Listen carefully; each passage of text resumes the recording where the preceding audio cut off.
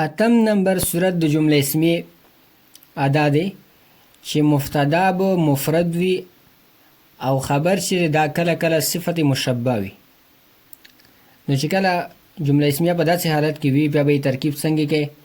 لکه دغه ځای کې دی که نه الله بصیرون. اوس الله دا لفظ مفرد دی مبتدا جوړیږي، بصیرون دا صفت مشبه دی، صیغه صفت مشبه دی. نو دا د پر خبر دی. څنګه خبر دی؟ چې دا بصیر صفت مشبه شو او په دې کې هو ضمیر مستتر دی یا د فاعل شي. دا صفت مشبه چې خپل فاعل سره ملاو شي نو دا به شبه جمله شي او جوړ بشي خبر مبتدا لپاره.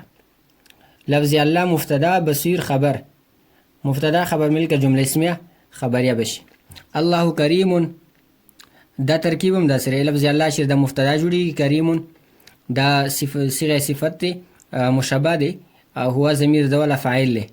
نو دا صيغه صفت چې خپل فاعل سره ملاو شي دا به شبه جمله خبر به جوړ شي.